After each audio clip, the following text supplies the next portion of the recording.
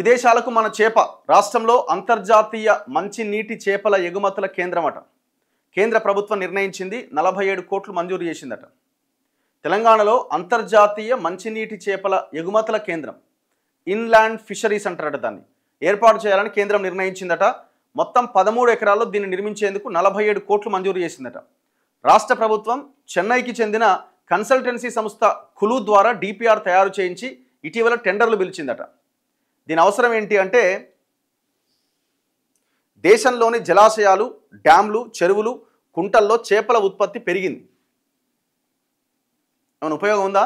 ప్రస్తుతం 147 లక్షల టన్నుల ఉత్పత్తి జరుగుతోందట. ఇందులో 42% స్థానికంగా వినియోగం అవుతుంటే 6% మాత్రమే దేశీయంగా ఎగుమతి అవుతున్నదట. ఇక మిగిలిన చేపలు నిరుపయోగం అవుతున్నాయట. వీటిని దేశ విదేశాలకు ఎగుమతి చేసేందుకు వీలుగా అంతర్జాతీయ స్థాయి ప్రమాణాలతో సెంటర్ ఏర్పాటు చేయాలని కేంద్రం సంకల్పించిందట. అసలు విషయం ఏంటంటే 42% వినియోగిస్తున్నారు, మిగతాదంతా ఉత్తగబోతుంది అనే అసలు ఆలోచనే రాంగ్. అసలు ఇప్పుడు మీరు చూడండి, వినియోగదారులకి, ప్రజలకి చేపలు ఇప్పుడు తినాలి అని అంటే టక్కున దొరికే అవకాశం ఉందా? హైదరాబాద్లో అంటే ఫిష్ స్టాల్స్ అక్కడక్కడ ఉన్నాయి కాబట్టి కొనుక్కోగలుగుతారు.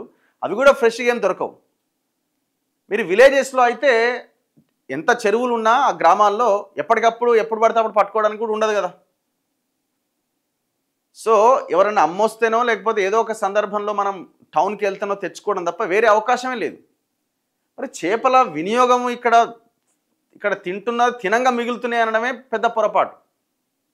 ఇప్పుడు సంక్షేమ హాస్టల్స్ ఉన్నాయి, గురుకులాలు ఉన్నాయి, వాటిలో కూడా ఈ మెనూ పెట్టొచ్చు. ఈ చికెను, మటన్ వీటికంటే ఫిష్ చాలా మంచిది అని డాక్టర్స్ చెప్తూ ఉంటారు, వాస్తవం కూడా. మరి అట్లాంటి ఫిష్ వినియోగము ఈ దేశంలో కానీ ముఖ్యంగా మన రాష్ట్రంలో చాలా దారుణంగా ఉన్నది. ప్రజలు పెద్దగా దాని మీద అంత గొప్పగా ఏం వినియోగిస్తలేరు. సో రకరకాల విధానాల ద్వారా, నిర్ణయాల ద్వారా ప్రజలకు ఇంకా పెద్ద ఎత్తున అందుబాటులోకి తెచ్చి ఈ మత్స్య పరిశ్రమని ఇంకా భయంకరంగా చేయొచ్చు. చేపల చెరువులను ఏర్పాటు చేసి ప్రజలకు ఇంకా క్వాలిటీ ఫిష్ని అందించి ప్రజల ఆరోగ్యాన్ని కూడా మెరుగుపరచచ్చు. అన్ని రకాల అంశాలు ఇందులో ఉన్నాయి. సరే, అది పక్కన పెడితే ఇక్కడ ఎందుకు పెడుతున్నారట? కేంద్రం వివిధ రాష్ట్రాల్లో అధ్యయనం చేస్తే మంచినీటిలో చేపల ఉత్పత్తికి సంబంధించిన ప్రధానమంత్రి మత్స్య కిసాన్ సమృద్ధి యోజన అమలులో దేశంలోనే తెలంగాణ మొదటి స్థానంలో ఉందట. ఇక్కడ జలాశయాలు సహా వివిధ నీటి వనరులలో ఏకంగా 5,73,000 చదరపు కిలోమీటర్ల విస్తీర్ణంలో చేపల ఉత్పత్తి జరుగుతోంది. ఎందుకంటే మన దగ్గర చెరువులు ఉన్నాయి, మన దగ్గర ఉన్నది అదే కదా.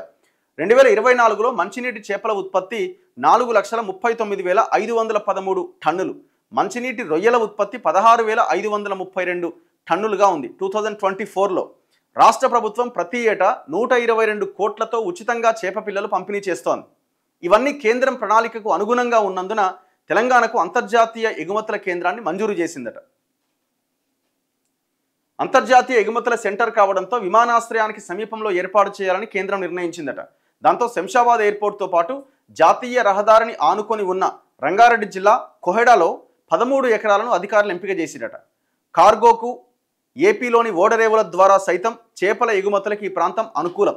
ఇప్పటికే 10 ఎకరాలు సేకరించారు. రాష్ట్ర వైద్య ఆరోగ్య సేవల మౌలిక సదుపాయాల సంస్థ ద్వారా టెండర్లు పిలిచారు. ఈ నెలలోనే టెండర్ల ప్రక్రియ పూర్తి చేసి డిసెంబర్లో శంకుస్థాపన చేయాలని రాష్ట్ర ప్రభుత్వం భావిస్తోంది.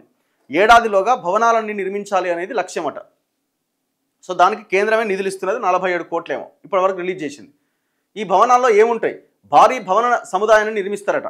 అందులో ఎగుమతుల ప్రమాణాలను నిర్దేశించే సాంకేతిక పరిశోధన సంస్థలకు, కస్టమ్స్, శిక్షణ, పరిపాలనా కేంద్రాలకు, శీతల గిడ్డంగులకు భవనాలుంటాయి. హోటల్, అతిథి గృహంతో పాటు సిబ్బంది నివాస గృహాలు కూడా నిర్మిస్తారు. శుద్ధి యూనిట్లు, పచ్చి, కాల్చిన, ఎండు చేపల హ్యాండ్లింగ్ సెంటర్లు ఉంటాయి. చేపల పచ్చడి తయారీ కేంద్రాలను, ఇతర ఉత్పత్తుల పరిశ్రమలను, క్రయ విక్రయాలు సైతం ఏర్పాటు చేస్తారట. దీనివల్ల ఏమైందంటే తెలంగాణ, ఆంధ్రప్రదేశ్ల మత్స్యకారులు, వ్యాపారులు లబ్ధి పొందుతారు. ముఖ్యంగా స్థానికంగా 5,000 మందికి ఉపాధి లభిస్తుంది. ఇక్కడ నిర్మిస్తున్న భారీ హోల్సేల్ మార్కెట్లో 2,000 మందికి వ్యాపార అవకాశాలు లభిస్తాయి. అమెరికా అధ్యక్షుడు ట్రంప్ విధించిన సుంకాల భారంతో మన దేశం నుంచి రొయ్యల ఎగుమతులకు విఘాతం ఏర్పడ్డది. ఈ తరుణంలో రొయ్యలతో పాటు చేపలను ఇతర దేశాలకు ఎగుమతి చేసేందుకు ఈ కేంద్రం ఉపయోగపడుతుందని కేంద్ర మత్స్యశాఖ సంయుక్త కార్యదర్శి చెబుతున్నాడు. సరే, ఏదైనా మంచిదే, కానీ ఇంతకుముందు నేను చెప్పినట్టుగా ప్రజలకి వినియోగంలోకి ఇంకా దాన్ని విరివిగా ఆ ఆ ఆ మత్స్య సంపదని పెంపొందించడానికి అద్భుతమైన అవకాశం తెలంగాణలో ఉన్నది. అన్ని చెరువులు మనకున్నాయి. సో దాన్ని ఇంకా గట్టిగా చేస్తే చాలామంది రైతులు ముఖ్యంగా ఈ ఈ ఈ పరిశ్రమ బాగుపడి ప్రజలకు ఉపయోగకరంగా ఉండే అవకాశం ఉంది.